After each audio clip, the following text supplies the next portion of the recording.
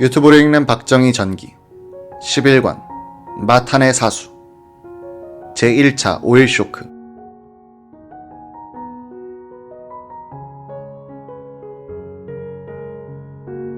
(1973년 10월 6일) 이집트와 시리아의 이스라엘에 대한 기습 공격으로 시작된 제4차 중동전쟁은 제1차 오일 쇼크를 격발시켰다.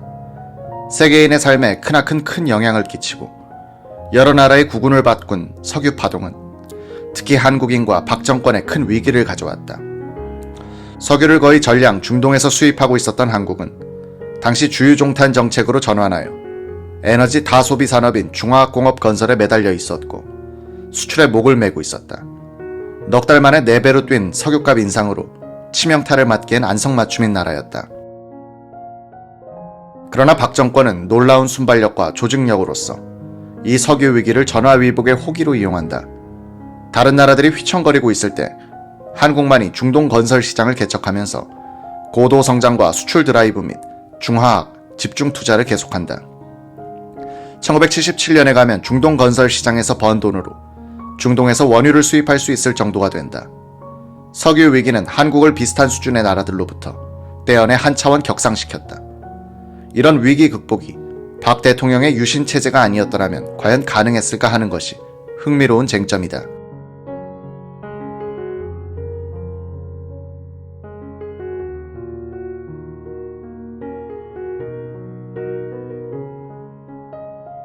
중화학공업과 방위산업 담당 오원철 경제 이수석 비서관은 업무상 제4차 중동전쟁을 예의주시하고 있었다. 이집트가 초전에 주도권을 잡고 소련제 미사일과 로켓으로 이스라엘의 공군과 전차들을 격파해가는 것을 보고 그는 한반도에서 다시 전쟁이 나면 소련제 신무기에 의해 막심한 피해를 보겠구나 하는 걱정으로 마음이 무거웠다. 미국의 닉슨 행정부는 10월 10일 소련이 이집트와 시리아에 대규모 군사물자를 공수하기 시작했다고 경고하더니 10월 15일 이스라엘에 대한 무기 지원을 결정했다. 이에 자극을 받은 아랍 6개 산유국 회의는 10월 16일 쿠웨이트에서 긴급 회동했다. 이 회의는 원유값을 종전의 배럴당 3.12달러에서 3.65달러로 인상한다고 발표했다. 17일에는 석유 수출국 기구 오펙 대표들이 쿠웨이트에서 회동하여 이스라엘의 아랍 점령지 철수를 요구하면서 9월로 소급하여 매월 5%의 원유 감산 조치를 취하기로 의결했다. 18일엔 아부다비, 이어서 사우디아라비아가 대미 단유를 선언했다. 11월 4일 오펙은 원유 생산량의 25%를 감산키로 결정했다. 이 산유국 대표들은 석유 소비국을 우호국과 비우호국으로 분류하고 우호국에 대해서는 9월 수준으로 원유를 공급하겠다고 발표했다. 이때 비로소 한국은 친미, 친이스라엘 때문에 비우호국으로 분류되어 석유 공급이 줄어들게 되었다는 것을 알게 됐다. 11월 6일 대한석유공사의 운영자이자 원유 공급자인 걸프는 11월 이후 원유를 30% 줄여서 공급하겠다고 통보해왔다. 칼텍스는 호남정유의 10% 감량을, 유니온 오일은 경인에너지의 20% 감량 계획을 알려왔다. 11월 8일 정부는 에너지 절약 1단계 조치를 발표했다. 난방유류 5% 절감, 걷기운동, 대낮 소등 생활화, 광고 네온 사인 규제, 목욕탕 신규 허가 억제, 관광 레저 여행 규제 등의 대책이었다.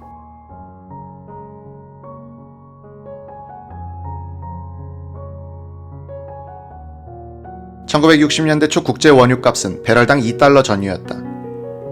1배럴은 159리터. 1964년 울산 정유공장이 가동되기 시작한 시기 한국의 물가와 대비하면 원유 1배럴은 대략 쌀 1말 또는 쇠고기 3근, 고무신 5켤레, 담배 15갑, 달걀 100개, 무 10관 가격과 맞먹었다. 1950년대, 1960년대 리비아, 나이지리아, 북해, 알래스카 등지에서 거대 유전이 잇따라 발견됐다. 원유가 공급 과잉에 빠지면서 20년간 기름값이 안정됐다. 한국으로선 다행인 것이 이 시기에 석유를 주된 동력원으로 하는 근대화를 시작함으로써 값싼 기름의 덕을 크게 보았다는 점이다. 우리가 근대화를 10년 늦게 했으면 막차를 놓쳐 영원히 선진국 진입이 불가능한 나라가 됐을 것이다. 1970년대에 불어닥친 두 차례의 오일 쇼크. 1973년의 제1차 오일 쇼크는 오일 모니가 몰려든 중동 건설 시장에 진출함으로써 정면 돌파에 성공했다. 1979년 이란 혁명에 이은 제2의 오일 쇼크는 중화학공업에 과잉 투자한 박정희 정부의 경제 기틀을 흔들면서 물가고와 민주화 요구가 결합되는 경제, 정치 위기로 발전했고 그 회오리 바람 속에서 12.6 사건이 발생했던 것이다. 고도의 정치적인 물질인 석유와 박정희의 운명은 평행하거나 교차하는 궤적을 그렸다. 값싼 석유는 인류의 생활 양식에 혁명적인 변화를 몰고 왔다. 각종 석유 제품이 쏟아져 나와 의식주를 윤택하게 했다.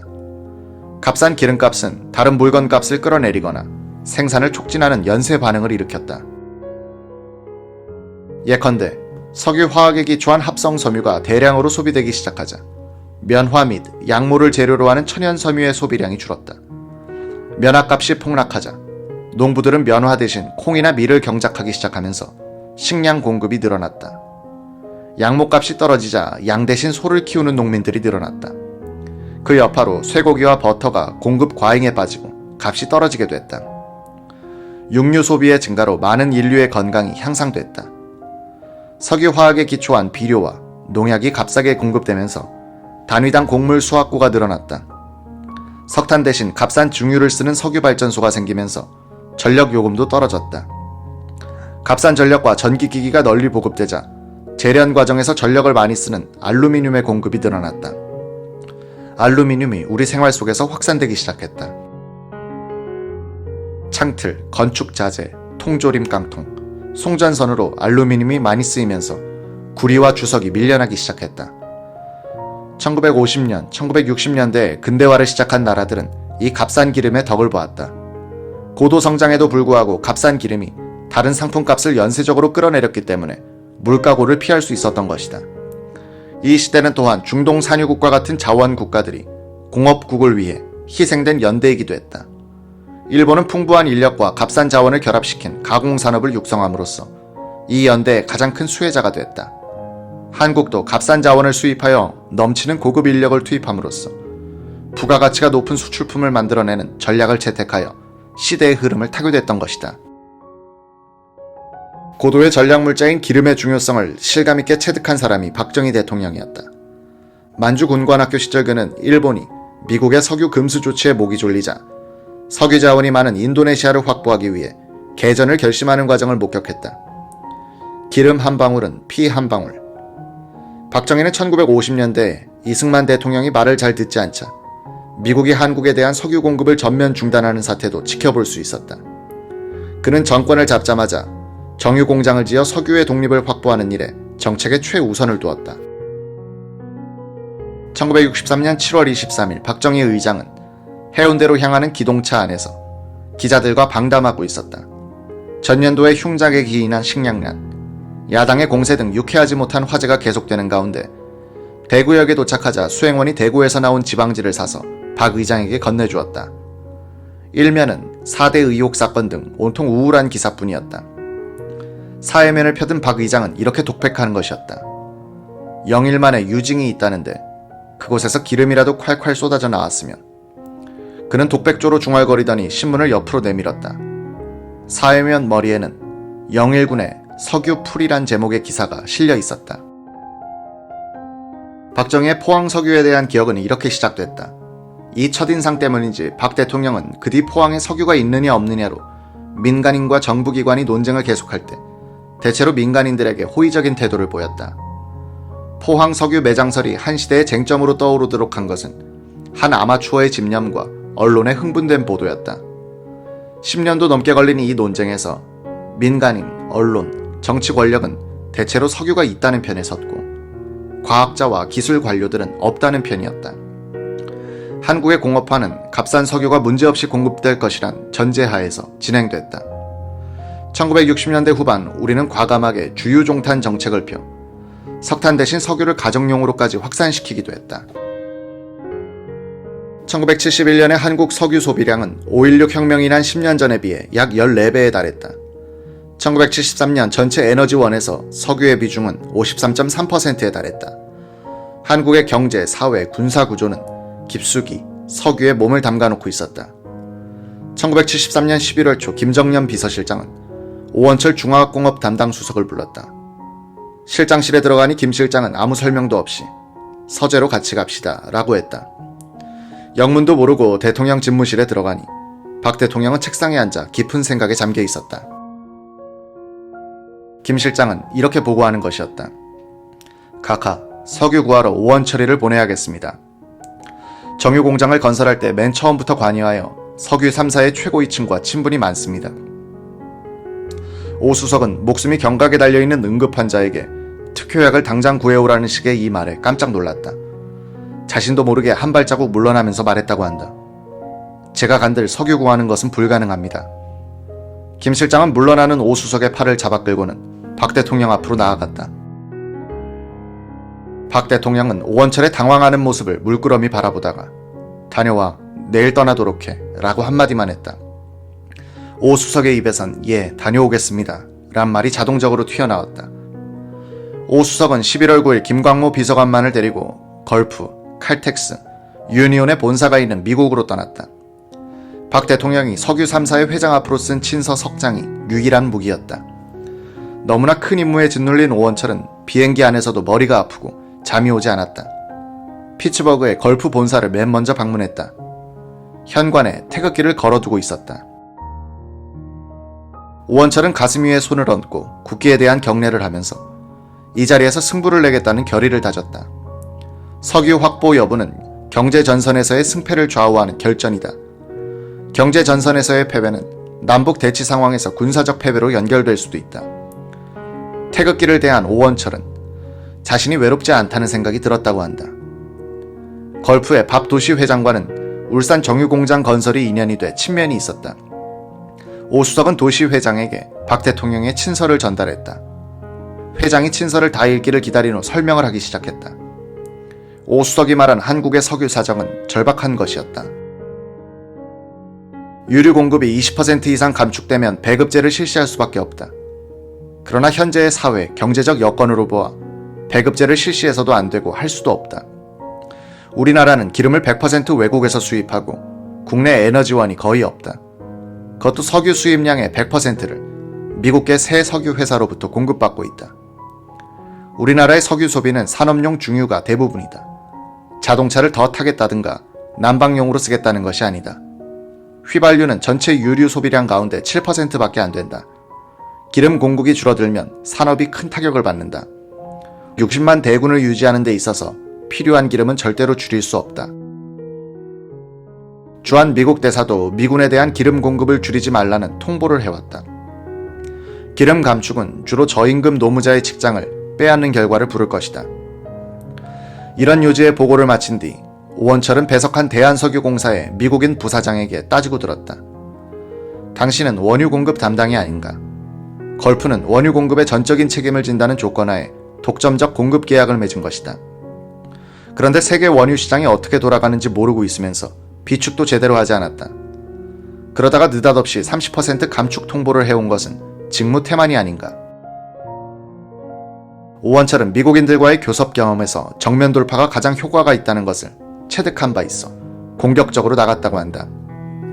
도시 회장은 원유 담당 사장인 굿맨에게 한국에 대한 원유 공급 계획을 재조정하라고 지시했다. 굿맨은 울산 정유 공장을 지을 때 걸프가 투자하도록 본사를 설득했던 실무 책임자로서 오원철과도 친했다. 오원철은 결정적인 장면에서 친구를 만난 셈이었다. 굿맨은 1973년 4사분기에 대한 석유 공급량을 통보된 1당 12만 8천 배럴에서 1당 16만 5천 배럴로 회복시켜주는 계획서를 만들어 도시 회장에게 가져왔다. 도시 회장은 오원철에게 이 서류를 건네주면서 엄숙한 말투로 설명했다. 우리로서는 최선을 다한 겁니다. 덧붙여 나는 사랑하는 대한민국과 존경하는 박 대통령에게 선물로 30만 톤의 원유 수송선 한 척분을 추가로 배정하는 바입니다. 이 뜻을 대통령 가깝게 전해주시오. Yes, I do. 란 말이 오원철의 입에서 저절로 나왔다. 오원철은 지금도 우리는 한국의 운명이 기로에 서 있을 때 걸프가 우리를 도와준 것을 기억해야 한다. 그 뒤 정치 헌금 스캔들로 도시 회장이 미국에서 곤경에 처하고 걸프와 우리가 별로 유쾌하지 않은 모습으로 헤어진 데는 우리 쪽의 잘못도 크다고 말했다. 걸프로부터 대폭적인 양보를 얻어낸 것을 무기로 삼은 오원철은 칼텍스와 유니온으로부터도 비슷한 수준의 원유 공급의 상향 조정을 약속받았다. 오원철 수석은 원유 공급 교섭 출장 보고서를 만들어 11월 17일 박 대통령에게 보고했다. 보고서 표지에 서명한 박 대통령은 놓고 가라고 했다. 오원철은 대통령의 서명을 보고 놀랐다고 한다. 청와대 근무자들은 박 대통령의 사인 형태를 보고 그의 만족도를 짐작하곤 했었다. 상에 속하는 보고서에 서명할 때는 꼭 만년필을 꺼내 펜촉이 부러질 듯이 눌러 쓰는데 연원 1을 기입한다. 이 서류는 영구 보존하라는 뜻이다. 오원철의 보고서에 한 서명은 서명란이 넘치도록 크게 되어 있었다. 날짜 밑에는 줄을 그었다. 처음 보는 서명 방식이었다. 박 대통령은 일생일대의 위기를 벗어난 기쁨을 그런 식으로 표현한 것이리라. 박 대통령은 12월에 들어가서는 외무장관 출신인 최규하 외교특보를 특사로 삼아 중동 산유국의 사절단을 보냈다. 이들 나라에 한국을 비우호국이 아닌 우호국으로 대해줄 것을 요청하기 위해서였다. 최 특보는 오 수석을 여러 번 불러 석유 공부를 하고 갔다. 특사 일행은 최 특보 이외에 김정태 외무부 경제차관부, 최종명 상공부 차관부, 전민재 전 인터내셔널 사장이었다. 최 특사는 12월 15일 사우디에 도착하자마자 이스라엘의 점령지 철수 등 친아랍 정책을 발표했다. 그러자 사우디 정부는 파이잘 국왕과의 면담 일정을 잡아주었다. 꼼꼼한 최규하 특사는 저녁에 수행원 전원을 모아놓고 파이잘 국왕에게 설명할 내용을 새벽 2시까지 되풀이 연습했다. 다음날 파이잘 국왕에게 최 특사는 연습한 그대로 자세히 긴 설명을 했다. 왕은 참을성 있게 다 들어주었다. 최 특사가 공산주의와 대결하고 있는 한국의 상황을 설명한 데 대해서 파이잘 왕은 공산주의보다 더 나쁜 것이 시오니즘이다. 이 악마 같은 시오니즘을 몰아내야 한다고 심주어 말했다. 그 뒤 사우디 정부는 한국을 우호국으로 분류하여 원유 공급 제한 조치를 해제해 주었다. 이어서 쿠웨이트 국왕을 방문한 최 특사는 한국에 대한 원유 특별 배정을 호소했다. 왕이 어떤 나라나 공평하게 다룬다고 답해도 최 특사는 3번이나 그래도 남은 원유가 있지 않겠는가 라고 매달렸다. 왕은 영어로 내 말을 못 알아듣소 라고 힐난조로 말했다. 최 특사는 쿠웨이트 정부가 한국을 중립국으로 대우한다는 약속을 받아냈다.